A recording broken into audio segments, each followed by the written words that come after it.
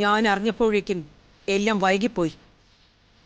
അവർ മംഗലശ്ശേരി ഗ്രൂപ്പിന് 300 കോടിയുടെ പ്രോജക്റ്റ് കൊടുത്തത് തന്നെ ആഗ്നേയ ഗ്രൂപ്പിന് ഷെയർ ഉണ്ടെന്ന് അറിഞ്ഞിട്ടാ.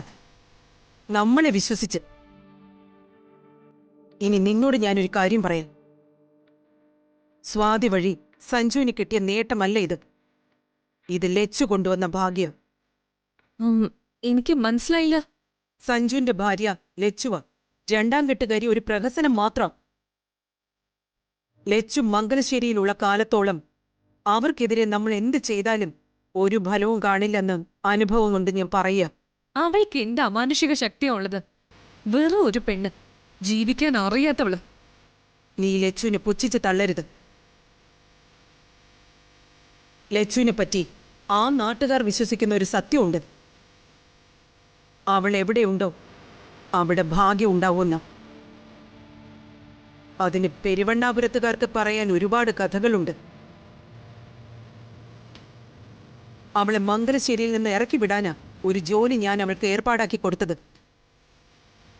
അവൾ പോന്നൊന്ന് മനസ്സ് കാണിച്ചതാ. ഭാഗ്യം അവിടെയും മംഗലശ്ശേരിക്കാർക്ക് തുണയായി നിന്നു. വീണ്ടും അവൾ സർവ്വ ഐശ്വര്യങ്ങളുമായി മംഗലശ്ശേരിയിലെത്തി. അവൾ സഞ്ജു താലി കെട്ടിയ പെണ്ണാണെന്ന് സ്ഥാപിച്ചു കൊടുക്കാൻ കവിതയ്ക്കും കഴിഞ്ഞില്ല. മംഗലശ്ശേരിയിൽ വേഷം കെട്ടി നിൽക്കുന്ന ബഫൂണായി കവിത മാറി.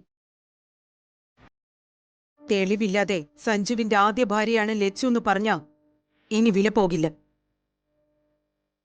അത്രത്തോളം കവിത അതിനെ തരം താഴ്ത്തി കളഞ്ഞു. അവൾക്ക് സഞ്ജുവിനെ വിട്ടു പോവാൻ കഴിയില്ല. അതാ സത്യം. അവള് പോവില്ല മമ്മി. മമ്മി ഒരു പെണ്ണിന്റെ മുന്നേ മുട്ടുമടക്കുന്ന കാണുമ്പോ സഹതാപ തോന്നുന്നേ. അവളെ ഒഴിവാക്കിയ സഞ്ജു തകർന്നു പോവെങ്കിൽ എന്തിനു മടിക്കണം? അവളെ എന്നേക്കുമായി ഒഴിവാക്കി വിടണം. നമ്മുടെ ഈ സംസാരം മുത്തശ്ശി അറിയണ്ട. ലച്ചുവിന് പറഞ്ഞ 100 നാവാം. ഒരവസരം ഞാൻ ലച്ചുവിന് വെച്ച് നീട്ടി. അവനെ കണ്ടപ്പോ എല്ലാം ഉപേക്ഷിച്ച് അവൾ കൂടെ വന്നു. നീ പറഞ്ഞത് അക്ഷരാർത്ഥത്തിൽ സത്യം. സഞ്ജുവിനെ വിട്ട് അവൾ എവിടെയും പോവില്ല. നമ്മൾ ആഗ്രഹിച്ചതൊന്നും നടക്കാനും പോകുന്നില്ല. ഇനി തിരിഞ്ഞു നോക്കിയിട്ട് കാര്യമില്ലെന്നാ എനിക്കും തോന്നുന്നു.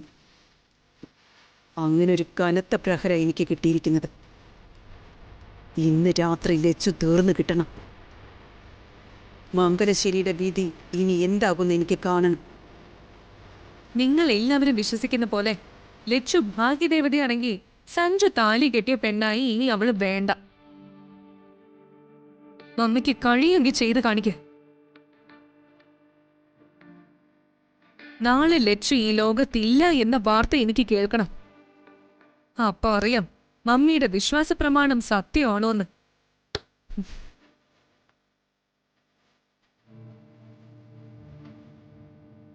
ഈ ഒരു പകലിൻ്റെയും വരാൻ പോകുന്ന രാത്രിയുടെയും ആയുസ് മാത്രമേ നിനക്കുണ്ടാവും. കൊന്നുകളയണമെന്ന് നിന്റെ കാര്യത്തിൽ ഇതുവരെ ഞാൻ ചിന്തിക്കാത്തത്. പക്ഷെ എനിക്കത് ചെയ്തേ തീരും. മംഗലശ്ശേരിയുടെ കാവൽ മാലാഖയായി നീ ഇനി വേണ്ട ലച്ചു. ഇന്ന് നിന്റെ അവസാന രാത്രിയാ.